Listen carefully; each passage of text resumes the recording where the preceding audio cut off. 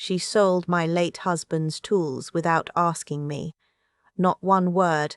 I came home from my sister's place in Thunder Bay to find the garage half empty and a folded stack of 20s sitting on the kitchen counter, like that was supposed to make it right. I stood there for a long time, just looking at that money. Gerald had collected those tools over 40 years. The snap-on socket set he bought the year we got married. The old craftsman drill his father passed down to him. The little red toolbox with his initials scratched into the lid because he'd taken it to work sites back in the 80s and didn't want anyone walking off with it. None of it was worth much in dollars. All of it was worth everything to me. My daughter-in-law counted out $320 from a yard sale she'd organized while I was gone, and she left it on my counter like she'd done me a favor. Let me start from the beginning, because if I just tell you about the tools, you won't understand how we got there. My name is Ruth. I'm 67 years old. I live in a 2-story house in Sudbury, Ontario, the same house Gerald and I bought in 1987 when our son was still in diapers. Gerald passed 3 years ago, pancreatic cancer, very fast, 4 months from diagnosis to the end. After he died, I rattled around in this house for a while. Too quiet, too many rooms. My son Nate would call on Sundays and I could hear in his voice that he worried about me, which I appreciated even when it smothered me a little. Nate is 41. He married his wife Petra 6 years ago. I tried hard with Petra from the start. I brought food to their apartment when they first moved in together. I gave her my mother's cabbage roll recipe without being asked, which is not something I do easily. I told her she could call me Ruth instead of Mrs. Mysid Callahan, because I didn't want her to feel like she was being tested. She never called me anything, actually. Just started talking mid-sentence like the name part wasn't necessary. I noticed things like that, but I kept them to myself. Nate seemed happy, and that mattered more. 2 winters ago, Nate's company restructured. He kept his job, but they cut his salary by almost a third, and he and Petra had been living at the edge of their means already, leasing a car they probably shouldn't have, a condo downtown with a parking spot that cost more per month than my first mortgage payment. I didn't say any of that out loud. When Nate called and asked if they could stay with me while they sorted things out, I said, of course. I told myself it would be 3 or 4 months. I told myself I was lucky to have a son who still wanted to be near his mother. I made up the guest room and I cleared space in the garage for Nate's car, and I told them both my home was their home. I should have been more careful with those words. They moved in on a Saturday in February. By the following Wednesday, Petra had rearranged my kitchen. She didn't ask. I came downstairs one morning and the mugs were in a different cabinet. The cutting boards were stacked in a drawer they'd never been in, and the little ceramic rooster Gerald had brought back from a work trip to Quebec City in 2003 was gone from the windowsill above the sink. I found it later in a box in the basement, wrapped in newspaper. She'd packed it away. I asked her about it gently. I said, "I noticed you moved a few things around." She said the kitchen hadn't been organized efficiently. I said that it had been organized the way I liked it. She smiled, the kind of smile that doesn't involve the eyes, and said she thought I'd appreciate the extra counter space. I let it go. I told myself she was stressed about money, that people do strange things when they're anxious, that I should be patient. I made dinner that night and set the table with the placemats Gerald and I had bought at a craft fair up near Killarney, the ones with the autumn leaves, and we ate together and it was mostly fine. But mostly fine is not the same as fine. I knew that even then. I just wasn't ready to admit it. The months went by and the little things stacked up. Petra ordered new bath towels and replaced mine without mentioning it. The old ones ended up in the donation pile she left by the front door. She told me in a helpful tone that I should consider switching to a different grocery store, because the one I'd been going to for 20 years was overpriced. She had opinions about my curtains, my television habits, the way I loaded the dishwasher, the brand of laundry detergent I used. None of it was screamed at me. It was all said in a voice of reasonable improvement, like I was a system that needed updating. And Nate, my son, whom I had raised to be a decent and considerate man, said almost nothing. Once, early on, I pulled him aside when Petra was in the shower. I told him quietly that I felt like some of my things were being moved or removed without my knowledge, and I'd appreciate it if they both checked with me first. He looked uncomfortable the way he used to when he was 12, and I caught him in something. He said he'd talk to her. He said she meant well. He said she'd had a hard year. I said I understood that, and I still needed to be asked before someone put my husband's things in boxes. Things improved for about 2 weeks. Then they went back. By summer, 3 months had become 7, and 7 was becoming 9. I knew from listening, not eavesdropping, just living in the same house and having ears, that Nate had been offered a position with better pay, but that Petra didn't want to move out yet.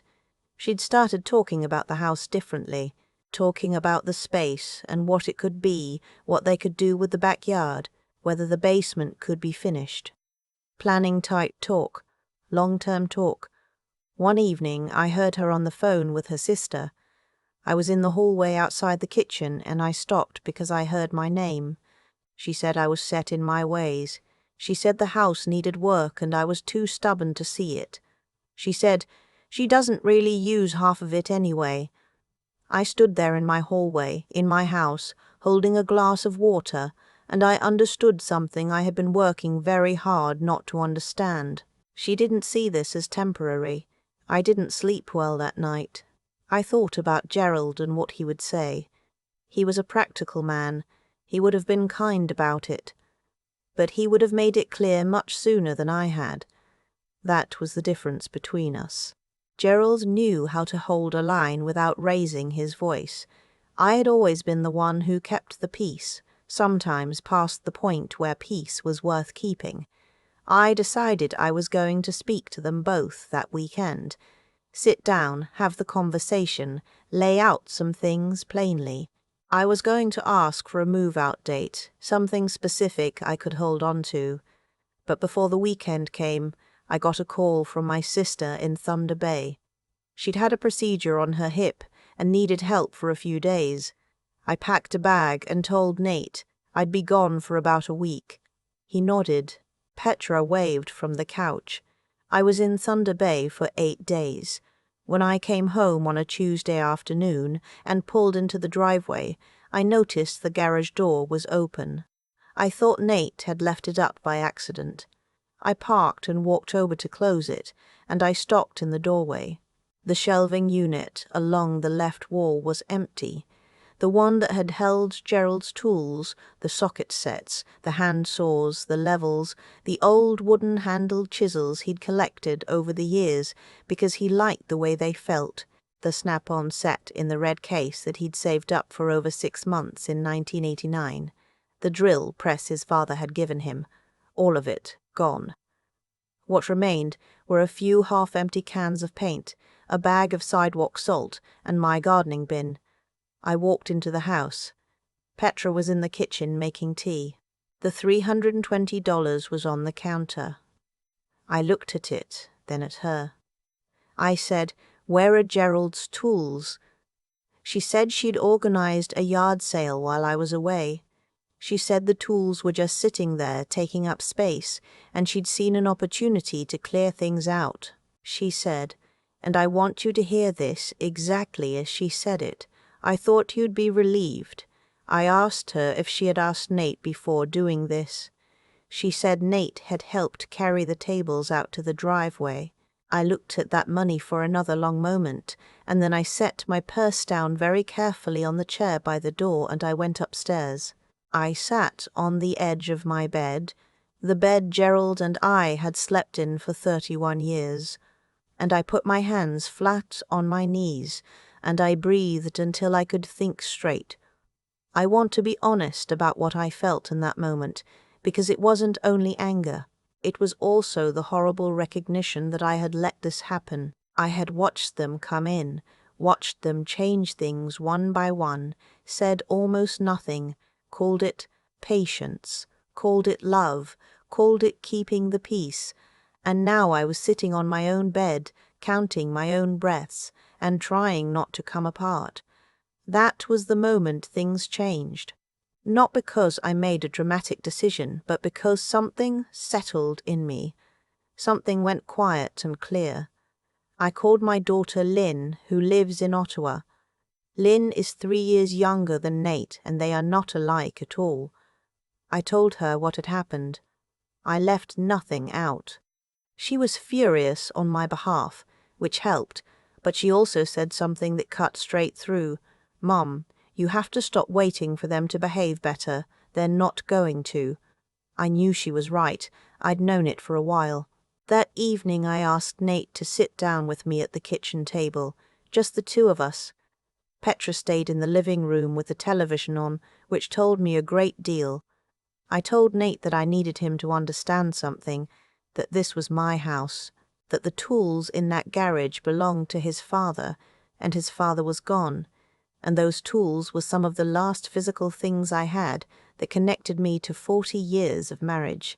I told him that no amount of money made it right to sell them without asking me, and that his silence while it happened was its own kind of answer. I didn't cry. I'd done enough of that upstairs. Nate was quiet for a long time. Then he said he was sorry. He looked like he meant it, actually.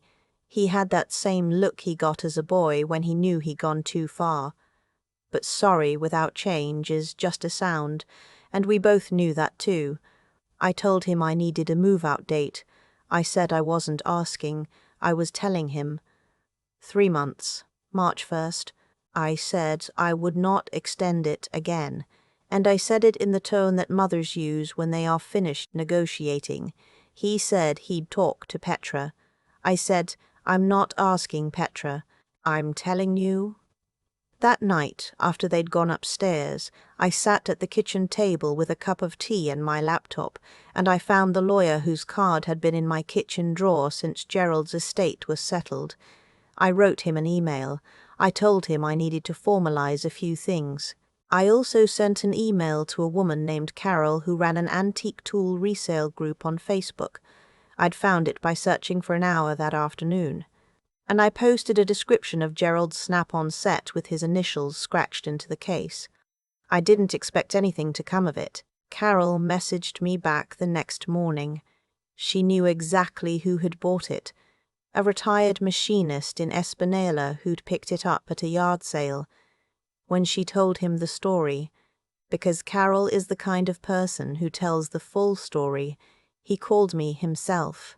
His name was Bill, and he'd paid $40 for a set that had cost Gerald $300 in 1989. He brought it back to me the following Saturday and would not take a cent. I cried then, standing at the front door with that red case in my hands. I cried in a way I hadn't let myself since the funeral. Bill shook my hand and said Gerald had good taste in tools and that I should lock them up better next time. I laughed through the wrong kind of tears and told him I intended to. Over the following weeks, I did the other things I should have done much sooner. I contacted my lawyer about updating my will. I made it clear in the documentation that the distribution of Gerald's belongings upon my death would go to Lynn, who would know what to do with them. I changed my online banking password. I had a locksmith come while Nate and Petra were out, and I changed the front and back deadbolts. And I gave Nate one key and told him quietly that one was the limit. Petra noticed the new keys that evening. She held hers, which I had not given her, and looked at me. I said, "I gave one key to Nate. The house is in my name." She opened her mouth and then closed it. That was enough. February came. Then the end of February. They moved into a rental apartment in the East End, a 2-bedroom on the Salé Boulevard, on the last Saturday of the month, 2 days before the deadline. I helped Nate carry boxes. I did not help Petra. When they drove away, I walked through my house slowly. I went into the kitchen and moved the mugs back to where they belonged. I found the ceramic rooster in the basement and set him back on the windowsill above the sink. I stood there for a while with my hands in warm water, washing a single cup, looking out at the backyard. Gerald's tools were back in the garage on the shelving unit where they'd always been. I'd bought a small padlock for the cabinet. Nothing expensive. Just a lock. My sister called that evening to check on me. I told her it was quiet and that I was all right. She asked if I was sad. I thought about it honestly, the way she deserves. I said no, not sad. Just back. Nate calls on Sundays still. It is different now, more careful, with longer pauses, but it is honest in a way it hadn't been for a while. I think he is ashamed of what happened, and I think that shame is useful. I don't pour salt in it, but I don't pretend it didn't happen either. I made cabbage rolls last Sunday and ate them at my own table, with my own placemats, with the rooster watching from the windowsill, and the tools where they belong, and the locks I chose on every door. Gerald would have done it sooner, but I got there. I keep thinking about that ceramic rooster on the windowsill. It sounds like a small thing, and I suppose it is, in the way that most true things are small. But when Petra packed it into a box and put it in the basement without asking, something shifted in me that I didn't fully name until much later. It wasn't just about the rooster. It was about what the rooster meant, that this was my home, that Gerald had stood at this same window, that some things aren't ours to move. What happened in that house over those months had a logic to it, even if I couldn't see the shape clearly while I was living inside it. I was kind, and I was taken advantage of because I was kind, but that's not the whole truth. The fuller truth is that I confused kindness with silence. I thought keeping the peace was the same as being good. It isn't. Being good sometimes means saying the uncomfortable thing early, before the small intrusions become a garage full of empty shelving. Petra didn't wake up one day and decide to dismantle my life. It happened because every time she pushed, I gave way, and every time I gave way, the boundary moved a little further. That's how it works, not with a single terrible moment, but with 100 small ones that you tell yourself don't matter. They matter, they accumulate, and eventually are standing in your own garage looking at empty shelves and holding $320 that someone thought was a fair trade for 40 years of your husband's life. What I had to learn, and I am 67 years old and still learning it, is that wisdom isn't just knowing what's right. It's having the clarity to see what's actually happening, not what you wish were happening. I wished Petra meant well. I wished Nate would handle it. I wished if I was patient enough things would settle on their own. None of that was wisdom. That was wishful thinking dressed up as virtue. The courage part came harder. I am not a confrontational person. I never have been. Gerald used to say I could find the peaceful path through a minefield, and he meant it as a compliment mostly. But there are times when the peaceful path is just the path where you absorb all the damage quietly, and that is not peace, that is just a different kind of harm. It took being locked out of my own life in every sense before I understood the difference. What I'm proud of, and I don't say that easily, is that when I finally acted, I acted with my whole self. I didn't yell, I didn't beg, I called the lawyer, I changed the locks, I set a date and I held it.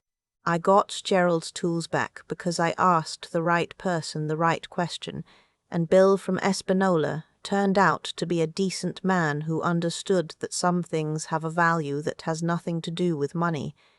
Nate and I are still talking. That matters to me. But I talk to him now as someone who knows her own worth, and that is a different conversation entirely. The rooster is back on the windowsill. The locks are mine. and I sleep well.